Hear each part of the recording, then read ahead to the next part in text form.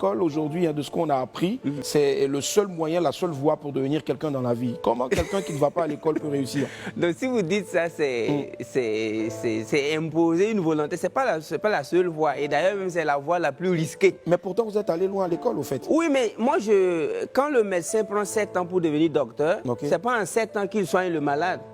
Sinon, il va le tuer. C'est en 2 minutes, 3 minutes. Donc, nous sommes allés à l'école pour sauver nos petits frères, pour sauver des générations. Nous, on part à l'école pour sauver des générations. Oui, quand dans une famille, il y a un gars qui a master, tout le monde n'a même plus obligé d'avoir BBC. Mais si le gars a son master, il n'a pas eu de boulot. C'est que c'est un faux master. Est-ce que vous voyez? Donc, c'est pourquoi, quand j'ai découvert que le plus grand voleur de tous les temps, c'est celui qui vole ton temps. The greatest thief of all the time is the one who steals your time. Et ce voleur en Afrique s'appelle école. L'école, c'est le plus grand voleur des jeunes Africains qui peut te conserver pendant 25 ans, tout en sachant qu'il n'a rien pour toi à la fin, mais il te conserve quand même.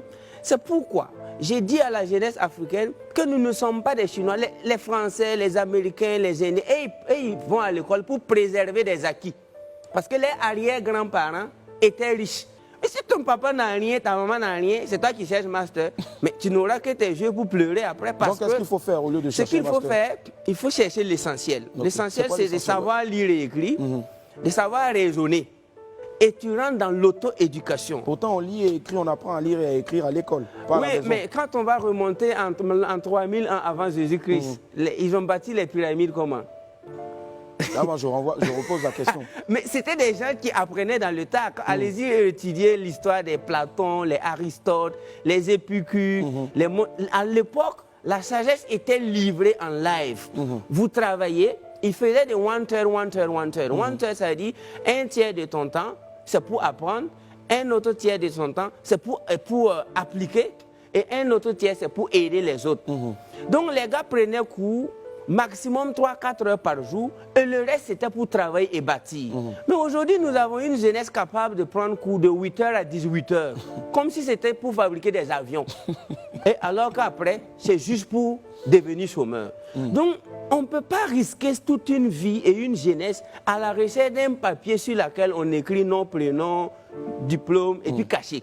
Je trouve que c'est risqué, ça c'est ce que je trouve. Donc pour moi, nous sommes tous appelés à aller à la quête de la connaissance. Parce que Jesus Christ said, my people is dying lack of knowledge. Mon peuple meurt par manque de connaissance. Mais il n'a pas dit manque de diplôme. Il a dit manque de connaissance. La connaissance, c'est tout ce qu'il nous faut et tu dois payer le prix même qu'il faut pour connaître. D'accord. Mais est-ce que nous connaissons?